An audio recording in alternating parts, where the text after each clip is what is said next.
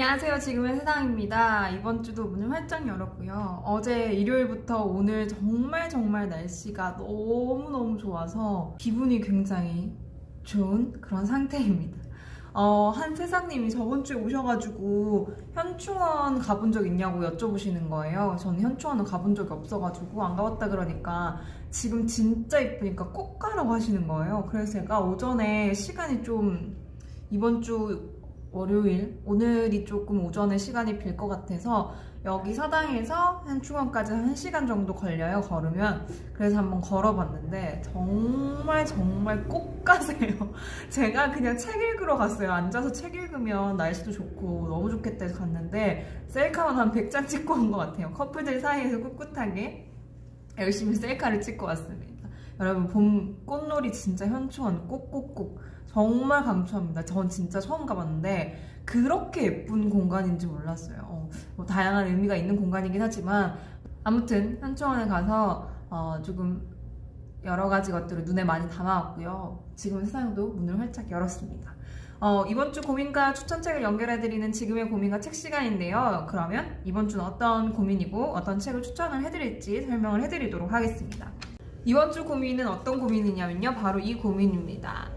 다른 사람들과 자꾸 비교하면서 불안해하는 제 자신에 지쳐 책 읽기를 시작했어요. 내 삶의 주체가 되어서 조금 더 힘을 내 지치지 않고 자생력을 가진 삶을 살 수 있기를 바랍니다. 라는 고민이었고요.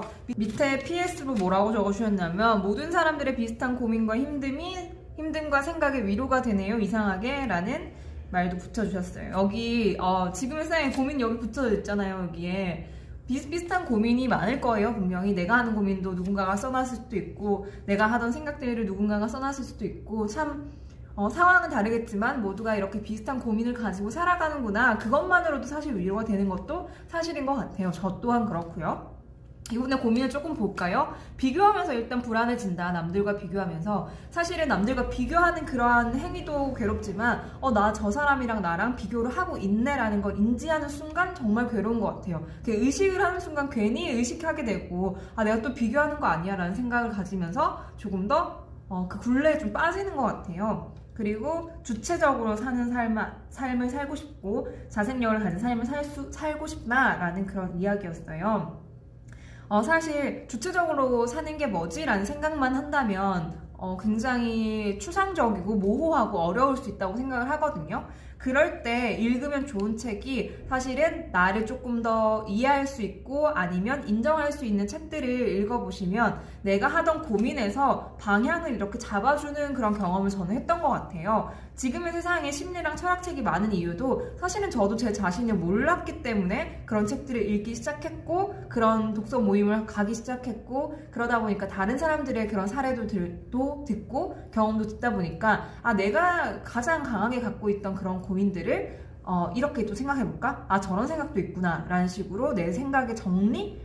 막 이렇게 산발적으로 했던 고민들이 좀 하나하나씩 정리가 되면서 나는 여기가 뭔가 부족했구나 아니면 여기를 조금 더 보살펴줘야겠구나 그런 식으로 생각을 할 수 있게 된 것 같아요. 그래서 자기 자신을 조금 공부할 수 있는 책이 좋겠다라고 생각이 들었는데 또 너무 어려운 것 말고 조금 누구나 읽으면서 그럴 수도 있겠다 그랬을 수도 있겠다 라는 생각을 가질 수 있는 책을 조금 선정을 해드리고 싶었습니다. 그래서 이런 고민을 하시는 분들 중에서 지금 초기 단계라면 내가 왜 그러지? 라는 생각을 하거든요. 근데 내가 왜 그러지가 아니라 책을 읽으면서 내가 그래서 그랬구나 라는 결론을 내릴 수 있는 책들이 조금 좋다라고 생각을 해요. 개인적으로. 그래서 이 책은 제목이 조금 끌려서 읽어봤다가 이 책은 이 고민에 딱 정말 잘 어울리겠다라고 선정한 책이 있습니다. 어떤 책이냐면 바로 이 책이에요.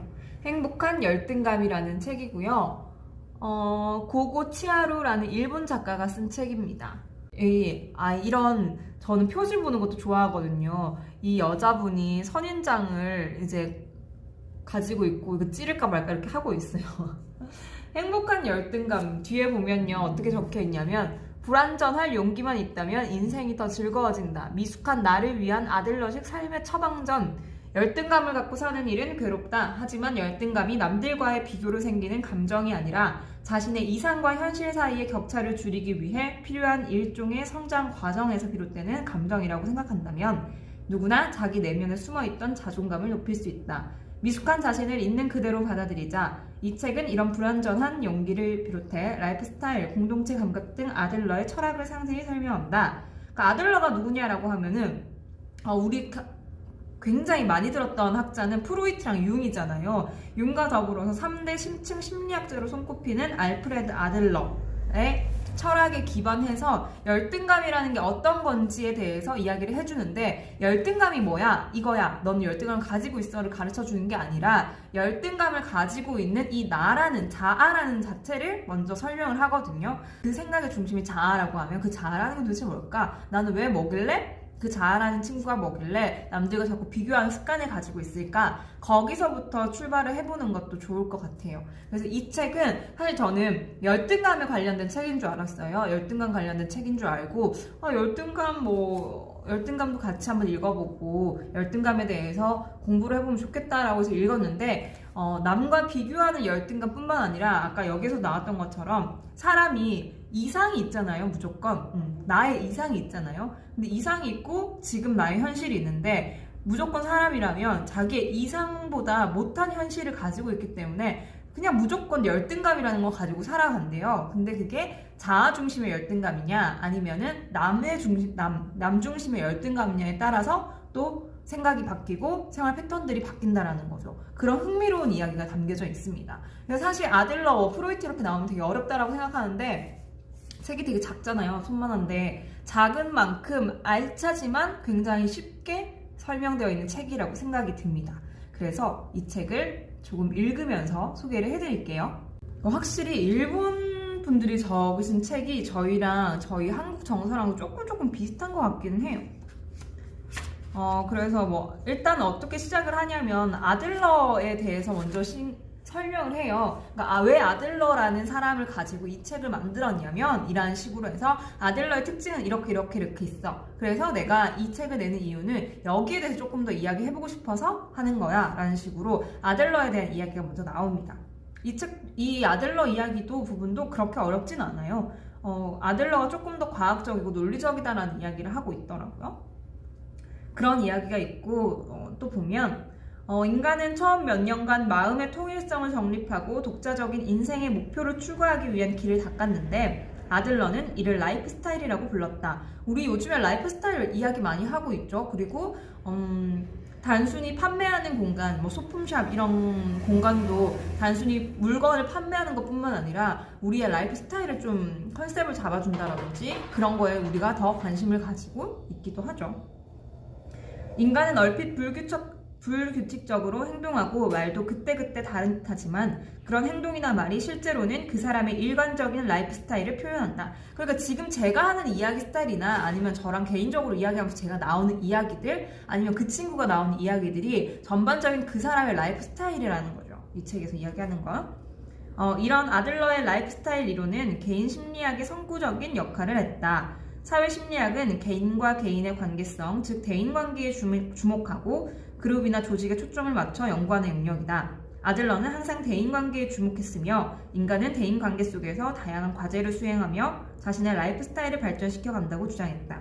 그러니까 자기를 공부하기 위해서 나는 이런 사람이야 라는 것만 공부하는 게 아니라 아들러의 주장은 우리는 인간들은 사회적인 동물이기 때문에 무조건 타인 그리고 관계 속에서 나를 한번 봐야 된다라는 이야기를 하고 있어요. 그러니까 이 고민을 하시는 분도 다른 사람들이랑 비교를 하면서 지쳐간다라고 했잖아요. 내가 왜 어떤 대인관계가 있길래 아니면 내가 어떤 대인관계를 만들어 가길래 어떤 시선으로 바라보길래 아니면 그 사람들의 입장에서 나는 또 나를 어떻게 생각하길래 내가 자꾸 비교를 하나라는 것들을 알아볼 수 있는 좋은 책이라고 생각을 합니다.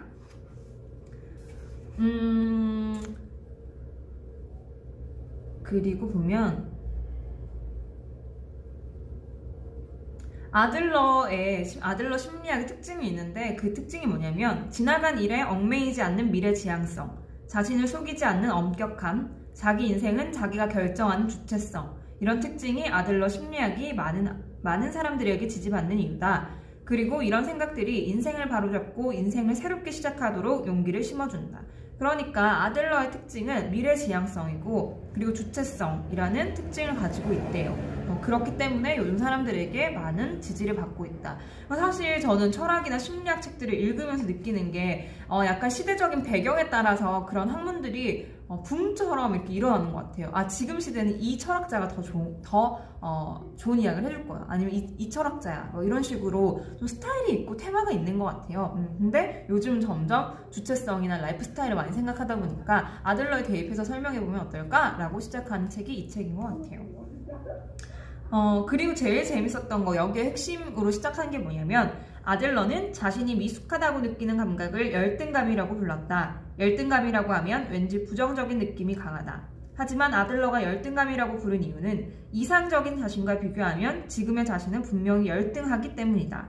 이때의 감각을 열등감이라고 한다.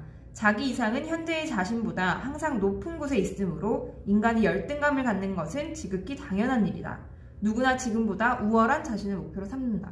그러니까 열등감이라는 게 우리가 남과 비교하면 생기는 열등감이라는 인식이 가장 크잖아요. 근데 그게 아니라 인간이라면 자기가 이상적으로 생각해놓은 자기의 모습이 있는 거예요. 근데 그 현실 지금의 내가 자기 이상적인 자기를 보면서 계속해서 열등감을 가지고 있는 거예요. 왜냐하면 우리는 항상 우월한 목표를 잡기 때문에 인간이라면 전부 다 열등감을 가지고 살아 라는 이야기로 시작이 돼요. 좋았던 거는 여기에 책이 이렇게 도식으로 표현이 되어 있어요. 이런 거에 사실은 이해하기가 되게 쉽거든요. 왜냐면 이런 식으로 책을 글로만 읽으면 이게 무슨 소리지? 해서 다시 넘어가고 다시 읽어보고 할 수 있는 경우가 있는데 그게 아니라 얘는 이렇게 도식으로 표현이 되어 있어서 읽으면서 이해가 되는 그런 효과를 좀 줬던 것 같습니다. 그래서 좀 읽기가 쉬웠던 것 같아요. 보면은 여기에 자기 개념, 그러니까 자기라는 사람이 있고 그리고 자기 이상이 있대요. 우리는 항상 우월한 것들을 추구하기 때문에 여기에서 항상 열등감을 느끼고 그리고 타인과의 비교를 하면서 용기가 꺾이기도 하고 아니면 그런 열등감을 자기가 창조적으로 일을 하거나 아니면 새로운 것들을 하게 된다 보면 용기를 얻는다 라는 이야기를 합니다. 이 갭이 느껴지기 때문에 열등감을 느낄 수도 있는데 열등감을 느끼거나 아니면은 보상을 느끼거나 한다라는 식으로 도식으로 자기의 글을 한 번 더 정리를 해놨기 때문에 읽기에는 그렇게 어렵진 않을 거예요. 이렇게 시작을 하면서 근데 우리가 이렇게 자기 이상과 자기 사이에서 열등감을 느끼는데 또 중요한 건 타인과의 비교 열등감도 있다라는 거죠. 열등감뿐만 아니라 타인과의 비교나 타인의 평가로 얻은 자존감은 타인의 의존함을 알 수 있다. 그러니까 자기 이상은 자기한테 의존하기 때문에 그 사이에서 뭔가 엄청난 괴로움을 느끼거나 그러진 않는데 타인과의 그런 비교는 타인에게 의존을 했기 때문에 이제 사람들이 계속해서 괴로워하는 거죠. 타인의 평가로 얻은 자존감은 타인의 의존함을 알 수 있다. 이에 비해 자기다움에서 비롯한 자존감은 자기 이해를 바탕으로 자기다움의 추구 여부를 스스로 평가해서 확립한다. 따라서 타인에게 의존하지 않는다. 기준이 어디까지나 자기 이상이기 때문이다. 그래서 이 책 여기에도 또 그림이 나와요. 보면 자기가 있고 타인이 있는데 이런 타인과의 비교를 하면 타인의 평가에 의존하기 때문에 괴로워진다. 그리고 자기 이상에서 자기가 중심인 자기 이상과 비교를 하면 이것 또한 열등감인데 본래의 자존감을 회복할 것이냐 말 것이냐의 문제로 나뉜다. 그렇게 이야기를 하는 거죠. 그러니까 타인과의 비교에 있어서는 정말 내가 타인의 평가를 의식하고 다른 사람들과 비교하면서 생기는 그런 갭들을 느낀다면 자기 이상에서의 열등감들이 극심해지면 자존감이 떨어진다는 이야기를 하고 있어요. 이런 식으로 자기가 어떤 생각의 패턴, 습관을 가지고 있는지를 알 수 있는 그런 이야기였던 것 같습니다. 아까 이야기했던 것처럼 아들러는 대인관계를 중요시한다고 했잖아요. 그래서 여기에 보면, 그림에도 보면 자기가 있는데 타인이 이렇게 있는 거예요. 근데 타인과 대인관계 형성하는 방법들이 여러 가지가 있겠죠? 이러한 것들이 자기의 세계, 라이프 스타일이라고 하면 이 라이프 스타일에서 또 추구하는 자기 이상이 있다라는 거죠. 그러니까 내가 그냥 나라는 애가 자기 이상을 꿈꾸는 게 아니라 내가 여러 가지 대인관계들을 맺게 되면서 이러한 라이프 스타일을 갖게 되는데 이러한 라이프 스타일 덩어리가 자기 이상을 추구하는 거예요. 새로운 우월한 목표를 두면서. 근데 그 중심에는 자기가 있기 때문에 자기를 공부해야 돼 라고 계속해서 이야기를 하고 있습니다. 이런 식으로 쭉쭉쭉쭉 나 그리고 대인관계, 나의 라이프 스타일, 그리고 내가 어디에 소속이 되어 있는지에 대한 이야기까지 자기를 한번 쭉 천천히 돌볼 수 있는, 그리고 쭉 한번 되돌아볼 수 있는 그 책, 정리를 해볼 수 있는 책이라고 생각을 해요. 지쳐서 책 읽기를 시작했던 이분에게 이 책을 조금 선물처럼 이렇게 소개를 해드리고 싶었어요. 그 과정에 이 책을 만나게 된다면 조금 더 자기 자신을 정리를 할 수 있을 거고 내 생각을 정리를 할 수 있다라고 생각을 하거든요. 그래서 이 고민이 건강한 고민이라고 꼭꼭꼭 믿으시면서 그 건강한 고민을 내가 더 건강한 결론을 내기 위해서는 나 자신을 공부를 해보고 너무 나에게만 빠지지 말고 내가 맺고 있는 대인 관계들, 그리고 내가 소속되어 있는 환경들, 내가 꾸려가고 있는 이 라이프 스타일들이 어떤 건지에 대해서도 꼭 한번 생각을 해보셨으면 좋겠어요. 너무 작게 안으로만 빠져들면 문제를 더 못 해결할 수 있거든요. 너무 안으로 들어갔는데도 해결책이 안 나온다면 밖으로 한번 꺼내는 작업도 좋을 것 같다는 생각을 합니다. 늘 말씀드리지만 지금의 세상에서 추천해드린 책은 지금의 세상에서 구매를 해주시면 책방 운영에 많은 도움이 된답니다. 저는 그러면 지금의 세상에서 또 기다리고 있을게요. 안녕.